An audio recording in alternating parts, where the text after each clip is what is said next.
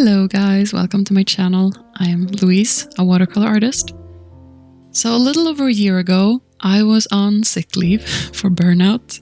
I was depressed over where my career was going. I was stressed out about everything. Felt like a total loser, was really anxious about the future, didn't know what to do with myself, etc. And to distract myself from the stress and the anxiety that I was feeling, I started painting. I hadn't done that in many years because I hadn't allowed myself to so blatantly waste my precious time that could be spent learning useful skills and making more money, like acquiring more freelance clients because I was a freelancer back then. Drawing, what a useless activity. Why even bother trying to paint? I sucked at it anyways, and it would get me nowhere. At least that's what I had felt throughout most of my adult life.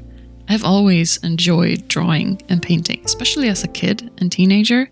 But then, you grow up and you end up in the same survivor mode as everyone else. And when you're in survivor mode, there's very little reason to be creative just for fun, like playing the piano or make art. You either work or you zone out by watching Netflix, pretty much. At least that's how I felt. Well, my time on sick leave was the first time in a long while when I got a break from that survivor mode. And I could finally let myself waste time by making art. And that made all the difference to my mental health. It sounds dramatic, but it kind of saved me. And still does every time I have a bad day. So today I want to talk about that. About art as a form of self-care, because I've noticed that most art advice and tutorials and content out there is very goal-oriented and focused around how to improve at art, how to find your style, and how to become a successful artist, how to sell art, and all the nitty-gritty details of how to make art. And that's all well and good. I mean, we need that type of content. I have watched a lot of it, and it has helped me immensely. But that's not the only way to approach art and art practice. Art doesn't have to be this huge, ambitious, strategic, relentless undertaking. We can actually make art just for the sake of making art, not intending to make money from it or even to improve.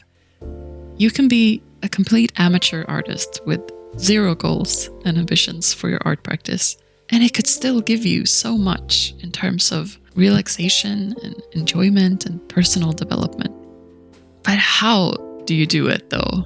How do you get yourself out of performing and improving mode, the mode that's so hardwired into many of us, so that art can be a relaxing and restorative daily practice and not a frustrating battle with your own perfectionism? I have a few tips based on my own experiences. And first of all, remember that you have value just by being alive. You are a human being. You have a right to just exist. Your value is not contingent upon you performing or reaching certain goals, looking a certain way, being talented, being productive, getting up at 5 a.m. and all the other self-help bullshit out there. You have a right to be lazy and unproductive and to waste time, so to speak, and to do things just for fun. That was my first step in my own art practice, to realize that I am allowed to just sit here and listen to relaxing music and play around with my watercolors, and nothing has to come out of it. It can be healthy to waste time, especially if you find it extremely difficult to waste time. It's like they used to say about meditation, the less time you have for it, the more you need to do it. And I think that the more resistant you are towards doing stuff just for fun, the more you need to do it. And number 2, you can enjoy an activity even if you're bad at it. Get over your need to get anywhere with your art. You will improve automatically just by doing it. And by improve, I don't mean that you will automatically grasp complex art concepts and develop a photorealistic art style or anything like that. No, that's a really narrow definition of what good art is. When I say improve your art, what I mean is you discovering what types of subjects and mediums and tools and techniques you like, developing your visual language and your style, your creative confidence. That's what becoming a more experienced and skillful artist means to me. And yes, there's a lot of conventional knowledge that's really useful. Stuff like perspective, light and shadow, color theory, etc. Learning the fundamentals can give you a better understanding of why you like a particular look and how you can better achieve it. But it's not a requisite, in my opinion, for making art. You can make beautiful art that makes you happy without knowing anything about the theory. And if any of that stuff stresses you out or bores you, just ignore it. Just follow your instinct instead. And remember that improving your art isn't the point of a therapeutic art practice anyway. Improving your mental well-being is. Having a daily art practice helped me not be so judgmental of myself. To be kinder to myself, to not push so hard all the time, to have patience, to be playful, to be present in the moment, and to increase my attention span and my ability to focus, to look more closely and to see more beauty around me. That's what my art practice has made me better at, besides the actual art skills. And I found that focusing on those things actually made it easier to improve on the more technical stuff, because I had a larger view of what success looked like for me and less pressure to produce pretty paintings. Number 3, design a space for your art practice. Set up a spot in your home or make your art supplies or your sketchbook really quick and easy to pull out. I really recommend finding a small nook somewhere if you can and making it your little art studio, because it acts like a constant invitation to sit down and create. That's why I haven't really been able to get as excited about digital art, because it's not there on your wall and it's not really visible to you. It's not tactile. I love to hang my finished drawings and paintings up on the wall to surround myself with art making materials and to organize it visibly, to put my brushes in glass jars and hang paint tubes on hooks in the wall, and always have a sheet of watercolor paper and a water container on my desk, so that whenever I feel like painting, I just need to dip a brush in some paint and go. There's no friction. And number 4, make a ritual around your art practice.